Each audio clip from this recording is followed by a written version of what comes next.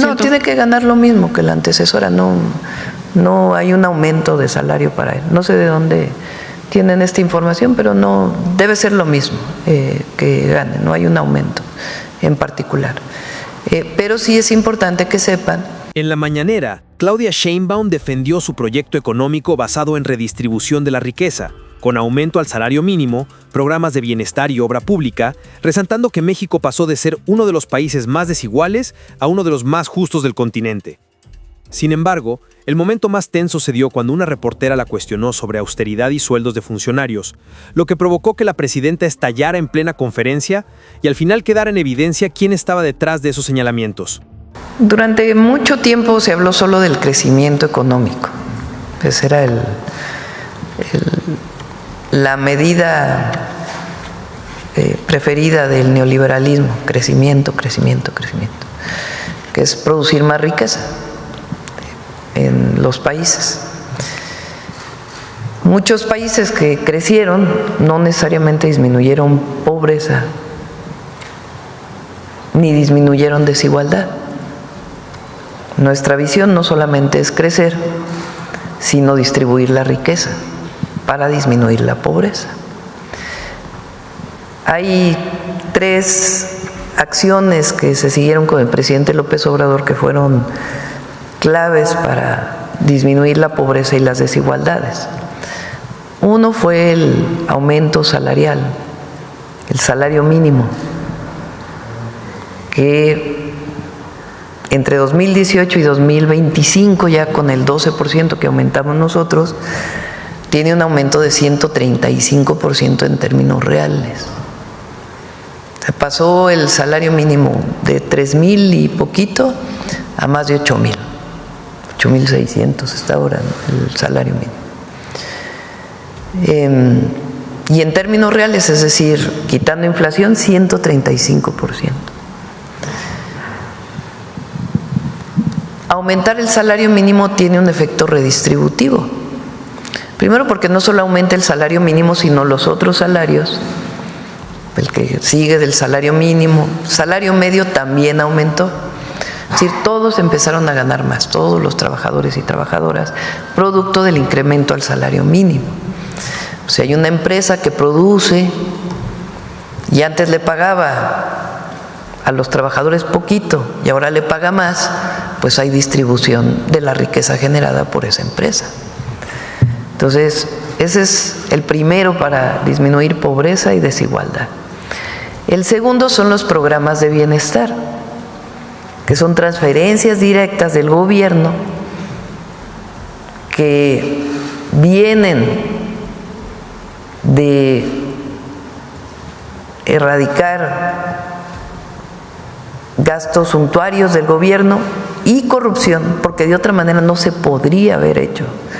El que este año, el 2026, casi 1 billón de pesos, 1 billón, o sea, 1 millón de millones de pesos va a ser distribuido a través de los programas de bienestar, que son nuevos derechos sociales.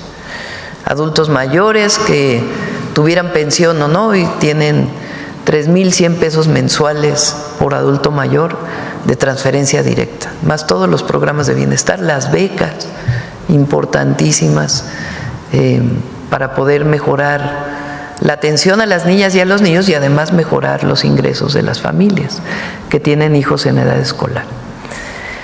Y el tercero tiene que ver con la obra pública que se abandonó durante tantos años. Recursos públicos que vienen del cobro de impuestos y derechos al pueblo de México que regresan en obra pública. Tren Maya, Interoceánico, obras de agua, carreteras, caminos artesanales, etcétera, etcétera. Esas 3 acciones, entre otras, que tienen una visión de un proyecto económico distinto, pues colocan hoy a México en una situación completamente distinta a la que tenía en 2018, de ser uno de los países más desiguales del mundo. La peor desigualdad fue en el periodo de Calderón, la peor. A hoy ser medido un índice de desigualdad que se llama el índice de Gini, somos el segundo país menos desigual en el continente después de Canadá. Entonces, por supuesto que la transformación está en marcha, funciona y mejora la calidad de vida, sobre todo de los que menos tienen. Entonces, esa misma visión, con algunas acciones nuevas, es la que nosotros representamos. Programas de bienestar, aumento al salario mínimo, obra pública y además algunas acciones que vamos a ir presentando poco a poco. Proyecto O-Línea y los otros proyectos de desarrollo tecnológico pues tienen también la visión de impulsar el desarrollo. El que tengamos un porcentaje importante del PIB en obra pública potencia la inversión privada y todo el Plan México, que tiene que ver con que los privados inviertan más en México a través de ciertos incentivos para poder generar empleos mejor pagados en el país y mayor capacidad industrial en México que se fue perdiendo. Presidenta, y justamente haciendo referencia a que se acabó ya la época de salarios onerosos en todo el gobierno federal y el Poder Judicial, hace unos días la ministra Loretta Ortiz pues manifestó su desacuerdo, justamente el de que ella va a ganar escasamente 27,000 pesos más que su secretaria, o sea, el salario de la secretaria particular es de 110,000 pesos y ella cobrará 137,000 pesos. En ese sentido, ¿qué opina al respecto? Y también hace unos días se dio a conocer que el ex subsecretario Hugo López-Gatell, al ser nombrado ministro temporal, tendrá un sueldo de 260,000 pesos, o sea, ganará más que usted e incluso más que su antecesora, que cobraba 148,000 pesos mensuales. En ese sentido, pues ¿cómo se justifica esta diferencia de más de 117,000 pesos mensuales y qué criterios se toman justamente para determinar estos salarios, tomando en cuenta pues su remuneración en su cargo previo en el gobierno mexicano? ¿Qué es lo que pasa ahí con este sentido de la austeridad? Todo el cuerpo diplomático tiene ingresos mayores. Es el único lugar en donde se justifica, porque el costo de la vida afuera es mayor que en México. Pero su antecesora ganaba menos. No, tiene que ganar lo mismo que la antecesora, no hay un aumento de salario para él. No sé de dónde tienen esta información, pero no debe ser lo mismo que gane, no hay un aumento en particular. Pero sí es importante que sepan que el cuerpo diplomático tiene un ingreso mayor porque pues sus gastos viviendo fuera del país son mayores y está justificado, así ha sido siempre. Ahora, se les redujo en el 2019, tienen menos gastos suntuarios que lo que tenían antes, pero está justificado. Y en el caso de Hugo, pues vamos a ver, porque tiene que ganar lo mismo que se ganaba antes, y si no, pues que nos informe Relaciones Exteriores. Pero es como parte de un tabulador, no es que haya un salario especial para alguna persona. En el caso de la Corte, pues ya saben lo que pienso. Bien. Presidenta, ayer China se opone para lo de la propuesta de incrementarle los aranceles, dice que no va a aceptar medidas de coerción. ¿Qué opina usted? Bueno, primero, no son medidas de coerción y no son contra China. Eso es muy importante. O sea, no son medidas contra un país. Tenemos muy buena relación con China y queremos seguir teniendo muy buena relación con ellos.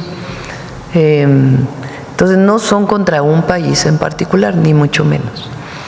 Son decisiones que tomamos para todos aquellos países con los que no tenemos acuerdo comercial, de libre comercio. Entonces no estamos violando, digamos, ninguna norma internacional. Y hay muchos países en esta condición.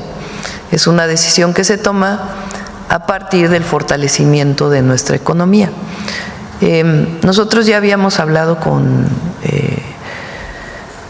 el gobierno de China hace algunos meses, fue una comisión allá.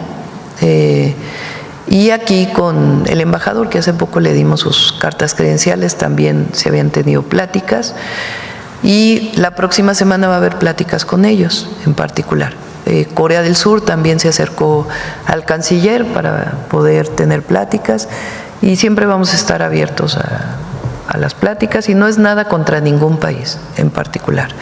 Es una decisión que consideramos importante para fortalecer la economía de México. Pero la plática con todos está abierta. Entonces no son ni discriminatorias, ni de coerción, ni nada que tenga que ver con eso. Es para todos los países con los que no tenemos acuerdo comercial y el objetivo es fortalecer la producción nacional. ¿No teme usted que con estas medidas pueda haber una caída en el intercambio comercial con esos países? No, nosotros prácticamente exportamos muy poquito a esos países, muy poquito. La mayoría lo importamos y no es para todo lo que ellos producen, ingresan a México con bajos aranceles. Es para ciertos sectores que consideramos que son importantes fortalecer en su producción nacional.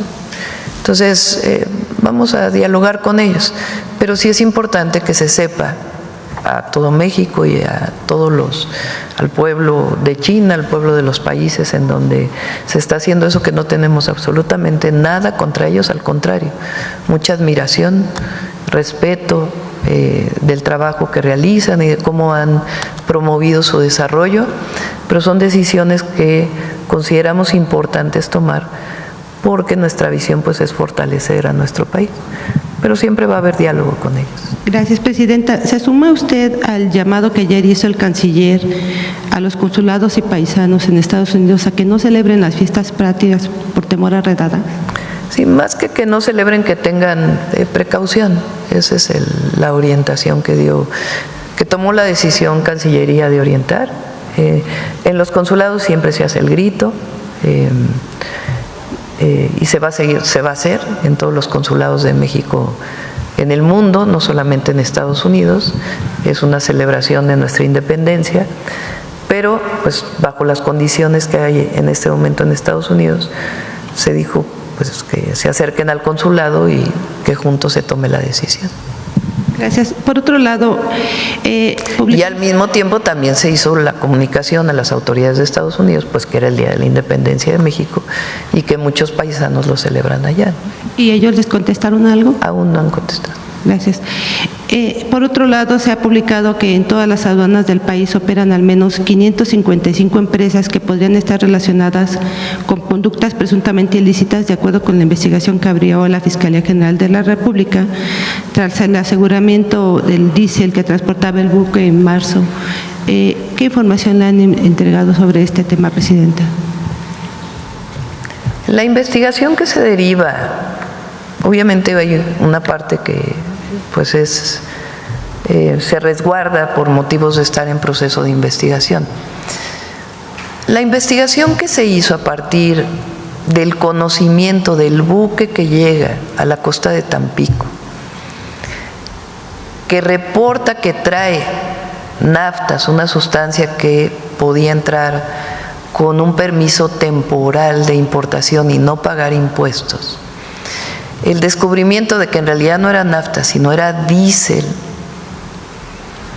La investigación que se realiza, las detenciones que se hacen en ese momento en flagrancia y la investigación que se realiza de toda la trazabilidad, pues lleva a la detención de estos elementos de la Marina y empresarios y a civiles que se dedicaban pues a este ilícito que provoca un doble daño, porque es el no pagar impuestos por la importación del combustible y al mismo tiempo es un daño para que quien importa legalmente o quien produce, que es Pemex en nuestro país, pues no pueda vender el combustible, porque se está vendiendo de manera ilícita a precios menores por no haber pagado impuestos. Entonces de ahí viene una investigación muy amplia. Como bien dijo aquí el fiscal, el almirante secretario, el secretario de Seguridad, no ha terminado las detenciones. Todavía sigue la investigación en curso. Entonces, pues se va a ir informando conforme vengan estas detenciones. ¿Qué decimos por parte? Que es muy importante porque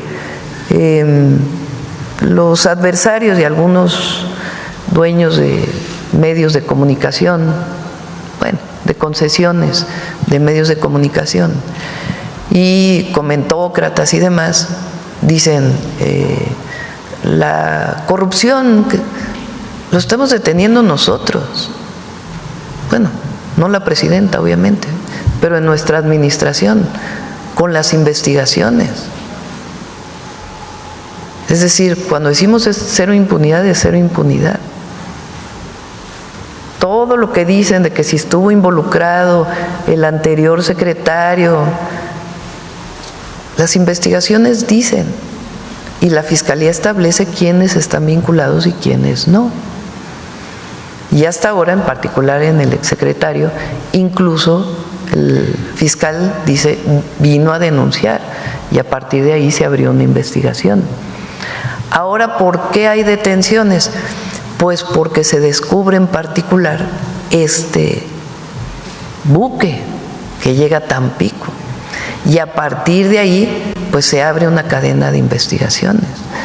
Lo mismo hay otra de investigaciones que tienen que ver con el combustible que se encontró en ferrotanques, que venían en ferrocarril y que también era ilegal. Entonces, ¿cuántas empresas? ¿Quién más está involucrado? Lo tiene que determinar la Fiscalía. Lo importante es que se está trabajando para que se erradique por completo el contrabando de combustible. Hace poco se publicó una información de Reuters en donde señalan que hay una cooperación con la CIA, hay una estrecha colaboración con la CIA para la detención aquí en México de capos. Quisiera preguntarle específicamente si es así o para localizar a los narcotraficantes se está recurriendo o hay un acuerdo con elementos. Es falso lo que dice Reuters, falso. En ese reportaje se dice que hay agentes de la CIA trabajando con el ejército mexicano en las operaciones. Es absolutamente falso, no es verdad. Lo que hay, como siempre lo hemos dicho, es coordinación y cooperación en información. Información que tiene Estados Unidos de sus agencias, se comparte con las instituciones del Gabinete de Seguridad y una vez que se tiene confirmada esta información, se opera en México por los propios elementos de defensa, de Marina o de la Secretaría de Seguridad y Protección Ciudadana o de la propia Fiscalía. Pero no es verdad que haya elementos de la CIA en operaciones del Ejército Mexicano. Eso es totalmente falso. ¿Y de esa agencia no le pidieron permiso para que pudieran enviaron solicitud de información, a ver si la próxima semana se las ponemos aquí. Finalmente no se contestó a la información pero sí se les dijo que era falso. O sea, no se contestó por escrito, pero sí se les dijo que lo que estaban presumiendo ahí no tenía fundamento. Preguntarle cuál es la importancia histórica de este presupuesto educativo que es de 1.1 billones de pesos, sobre todo si lo vemos también desde el punto de vista histórico de que los gobiernos neoliberales fueron dejando la educación e incluso la intentaron privatizar con la reforma educativa.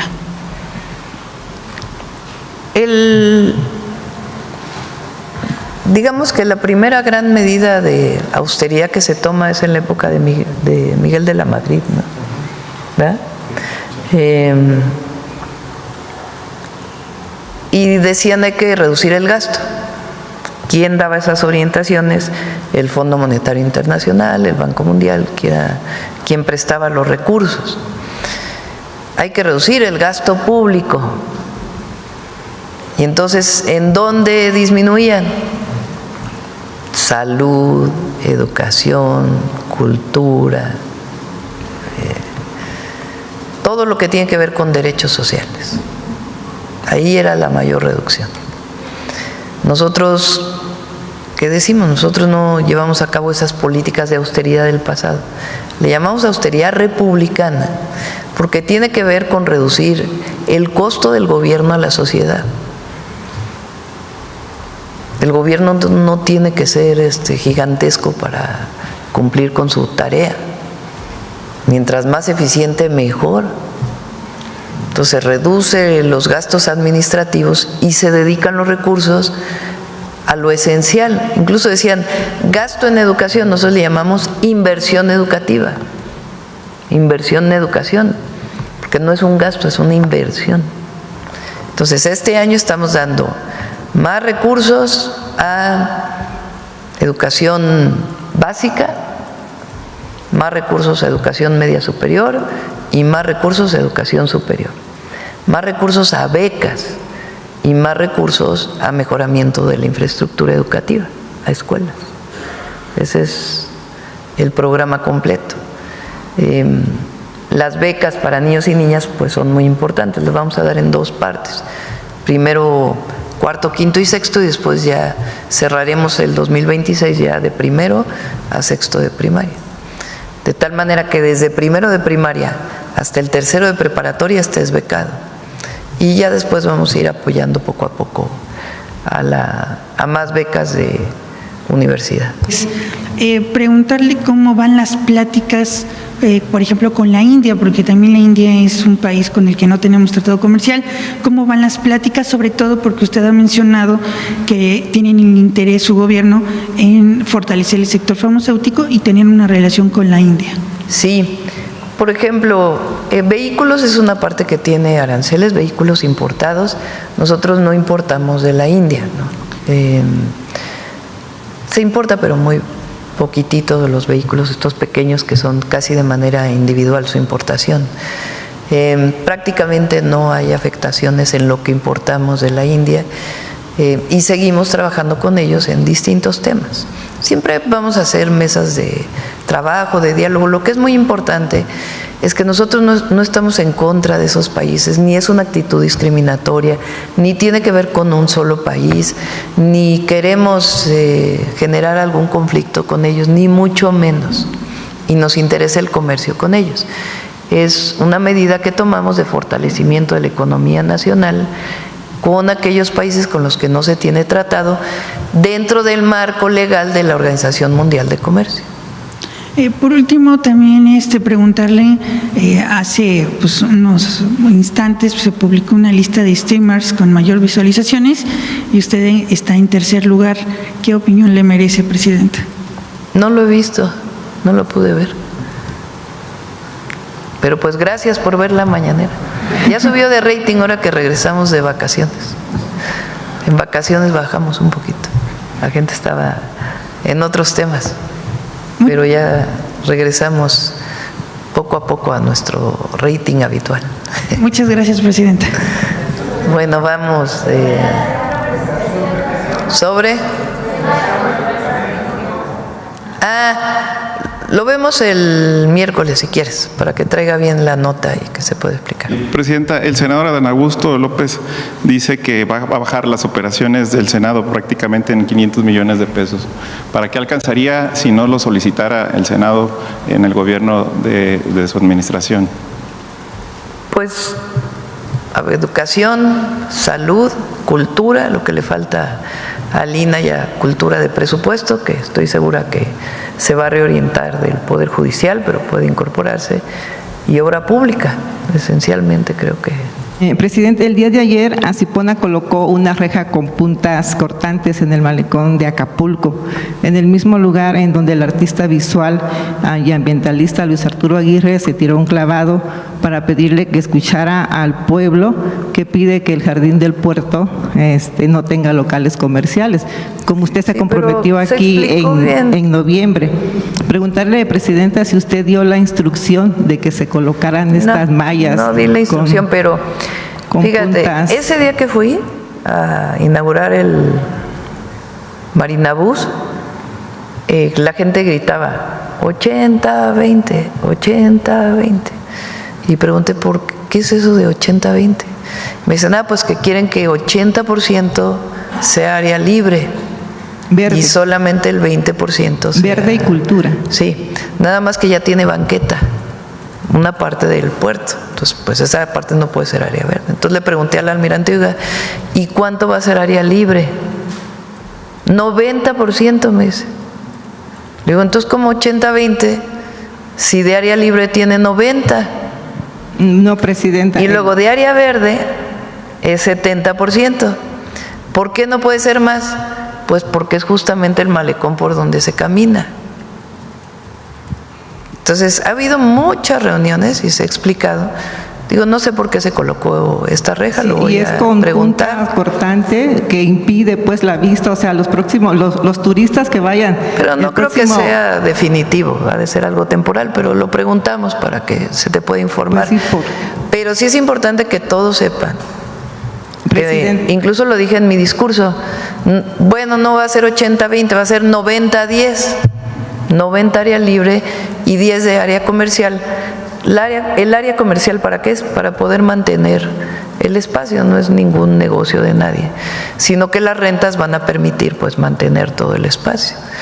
Y de área verde el 70%, porque pues tiene el malecón. Presidenta, el proyecto que presentó Asipón el 29 de julio y que es público, tiene 24% de espacios verdes, 18% de locales comerciales, 9% para espacios artísticos que no cumplen con los requerimientos mínimos para hacer una presentación de danza, de teatro. O sea, el escenario es grava suelta, entonces no es el 90% que le informó esta persona, porque es público el proyecto y ellos mismos pusieron el porcentaje que solamente el 24% es área verde. Pues eso es lo que informamos, así va a ser. Y ha habido mucho diálogo, muchísimo. Ha habido muchísimas mesas de trabajo. Esa zona estuvo abandonada por 15 años. 15 años. Nadie Estaba dijo en nada litigio. durante 15 años. Nadie. Nadie dijo nada durante 15 años de esa zona. Esa zona Ahora está- que se está recuperando, y siempre hay que escuchar a todos, ¿no? Es que dicen, no queremos que se recupere.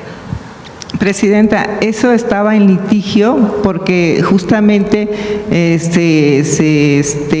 el 2011, sí, API cerró esa zona del Jardín del Puerto y ambientalistas se ampararon y el juicio duró 11 años.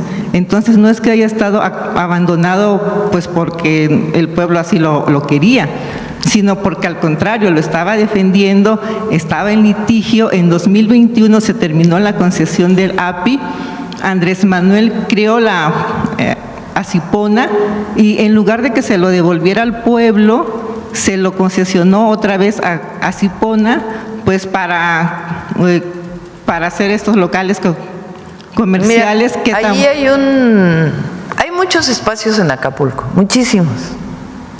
Ahí hay un club de golf que es público, que tiene Fonatur, y se pueden sentar para ver en ese espacio qué otras actividades culturales puede haber. O sea, hay muchos espacios en donde se pueden desarrollar actividades culturales. Ahorita ese club de golf está cerrado porque no dan, digamos, los recursos a lo que, o está abierto creo, pero lo utiliza muy poca gente. Entonces, hay muchos espacios en Acapulco donde se puede hacer actividades culturales. Ese espacio en particular tiene un proyecto y hay diálogo, pero se tiene que tener la perspectiva de llegar a acuerdos, no de todo decir no. O sea, todo mundo tiene que buscar las mejores condiciones para el puerto. Y ese es un proyecto de rescate no solamente de la Sipona, sino del centro histórico y del fuerte que está ahí. Entonces, no fue pensado, o sea, no está diseñado así nada más sobre las rodillas, sino que tiene un proyecto de fondo. Y se puede platicar con todos los colectivos culturales de Acapulco distintos espacios adicionales donde pueda haber actividades culturales. Gracias, Presidenta. En otro tema, quisiera preguntarle si dentro de su estrategia educativa ha pensado generar espacios para niños y jóvenes con algún espectro de autista y neurodivergentes, quienes tienen menos posibilidades de acceder a una licenciatura, como es el caso de Santiago, un adolescente de Acapulco que su sueño es estudiar cine, pero la oferta más cercana es aquí en Ciudad de México, donde solamente existen 2 escuelas públicas, que una acepta 15 al año y la otra 22, lo que dificulta el acceso a personas con autismo o con algún trastorno de salud emocional. La mamá de Santiago le mandó una carta en donde le pide que abra un centro de capacitación cinematográfica en Chapultepec, en donde jóvenes como Santiago no sean rechazados. Usted aquí ha dicho que es feo que un joven sea rechazado en sus aspiraciones para estudiar. Entonces, pues, actualmente Santiago está esperando los resultados porque postuló para el CCC. Lo vemos con gusto. Hemos estado platicando, ¿verdad?, del tema de autismo, incluso con Secretaría de Salud. Hay más casos ahora, no sé si es porque se reportan más casos y antes no se reportaban o por alguna condición. De hecho, Secretaría de Salud lo está revisando. Y sí es importante apoyar a las familias que tienen hijos con algún tipo de enfermedad de este tipo. Entonces estamos trabajando en ello y en particular este caso lo atendemos. Gracias, Presidenta. Gracias. Por Bueno, último, Presidenta, sí, por favor, disculpa. Es una pregunta ya con rezago, porque los resultados de la convocatoria escenarios que lanzó el IMSS, el INVAL y Cultura, en donde apoyan a 300 grupos de danza y música para que se presenten en escenarios del IMSS en los estados, resulta que el 30% de los beneficiados es de la Ciudad de México. O sea, lo que sigue prevaleciendo pues un centralismo, ¿no? Y estados, por ejemplo, como Guerrero, como Chiapas, que no tienen el mismo desarrollo cultural, no salieron beneficiados ni como grupo ni como escenario. Entonces, es una convocatoria que trata como igual a estados que no tienen el mismo desarrollo cultural. Entonces, preguntarle, pues, Presidenta, si estas convocatorias también deberían de reflejar la desigualdad cultural que hay en los estados, porque si se mantiene así, Guerrero nunca va a salir, ni Chiapas, ni Colima, ¿no? Y siempre la mayoría va a ser de aquí, de la Ciudad de México, y va a fomentar más el centralismo, pues, que siempre nos hemos quejado que había en el pasado. Le pedimos a